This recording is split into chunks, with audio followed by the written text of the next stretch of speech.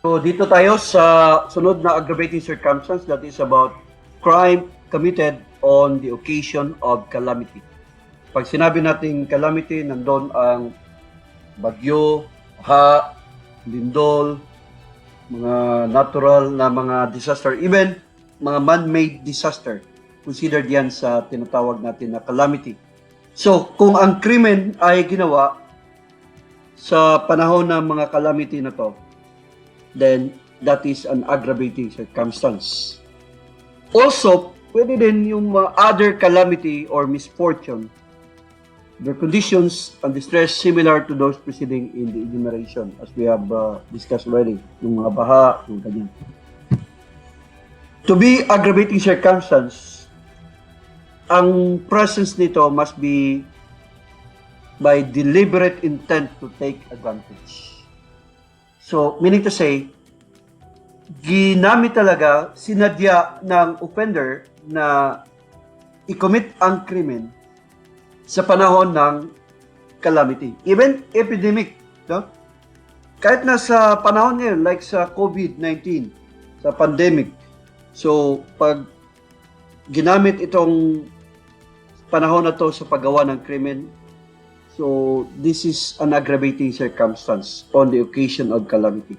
Part din siya sa calamity ang tinatawag natin na pandemic or epidemic. This is inapplicable in cases where there is what we call as negligence or carelessness, or passion or obfuscation and chance encounters. Bakit siya hindi applicable? Dito kasi sa negligence or carelessness, walang intent dito on the part of the offender. In the case of passion or obfuscation, hindi to siya pinag-isipan ng maigi. And in the case of chance encounters, hindi to siya sinadya ng offender. Ang kalamidad, hindi niya sinadya na i-commit ang krimen sa panahon ng calamity. Kasi ang situation kasi nito is that sa panahon ng calamity, ang tao ay hindi siya makapag-isip ng tama sa kanyang pagkataranta. He may not be able to watch out for persons who may possibly commit crimes. Kasi ang nasa isip niya ay kung paano makaligtas sa calamity. Kaya, kung ginamit ang okasyon na to ng offender para isagawa ang krimen, merong pag-aabuso sa kanyang part. Merong tinatawag na kasamaan talaga, no? Nagpapakita ng kasamaan niya kasi itong panahon to, ang tao hindi makapag-isip sa mga posibilidad na may mga krimen na mangyari laban sa kanya. So next, aid of armed men or impunity. That is in paragraph 8 of the Revised Penal Code. Tingnan natin ang requisites. Armed men or persons are said to be taking part in the commission of the crime either directly or indirectly. So yung mga armadong tao, ay nakibahagi sila sa paggawa ng krimen. Pwede directly, sila talagang gumawa, or indirectly, meron silang contribution. The accused availed of their aid, relied upon them when the crime was committed. So, ang akusado ay nag-avail siya sa tulong, no? Or nag-rely siya, no? Meaning to say, nagdepende siya, nakasandal siya sa armed men sa paggawa niya ng krimen. So when we say armed men, equipped with weapon, not necessarily firearms. So any weapon, kahit bato or anything that can be used in committing a crime. Para may matawag tayong armed men, ang armed men na to, either accomplices sila, or they are not merely present at the crime scene and not constituting band. Otherwise, aggravating circumstance dito ay band. hindi na aid of armed men. So ano yung band? More than 3 armed malefactors. Some more discussion of the aid of armed men or impunity. The aggravating circumstance of this aid of armed men or impunity will not be considered in the following situations. When the attacker and the attacked are said to be equally armed. So, pag armado ang dalawang parte, yung umatake at saka yung inatake, armado sila, so walang aggravating circumstance dito na aid of armed men. The accused and cooperators acted under the same plan for the same purpose. So, walang tinatawag natin na aggravating circumstance because they acted under the same plan and for the same purpose. Moral or psychological aid or reliance is sufficient to constitute this aggravating circumstance.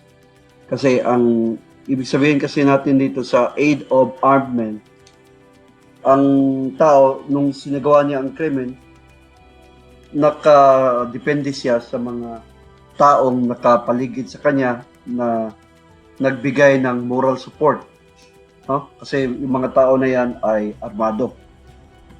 For armed men, the aid of armed men absorbed in the band.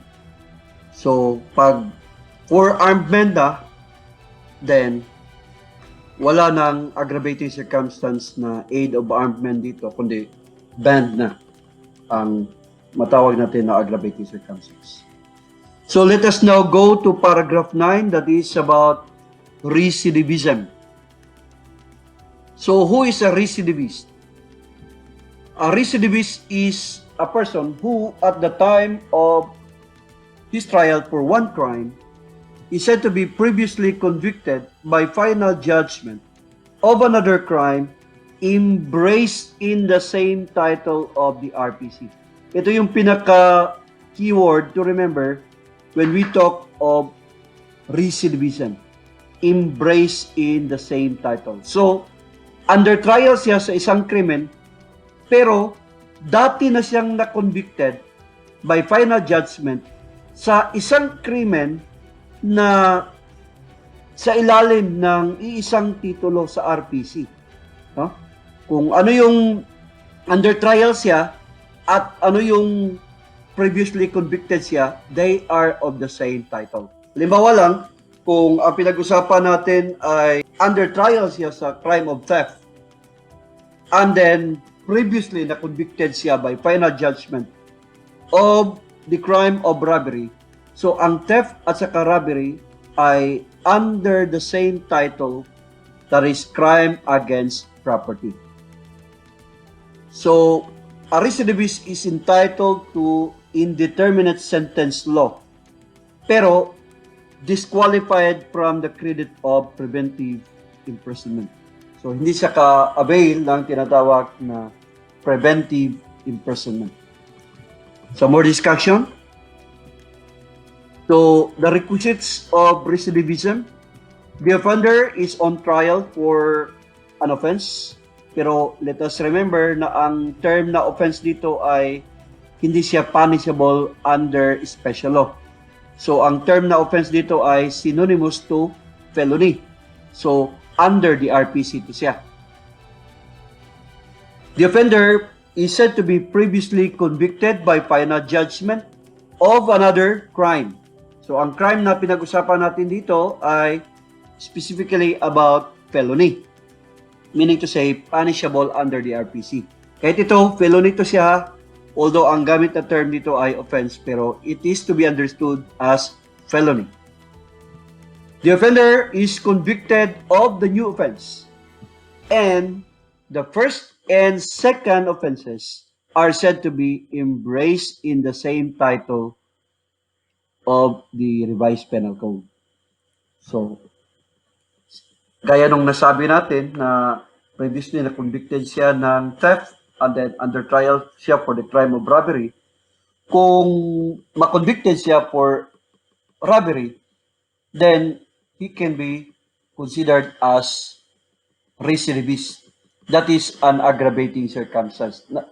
Ang recidivism, hindi yan crime, rather, that is an aggravating circumstance.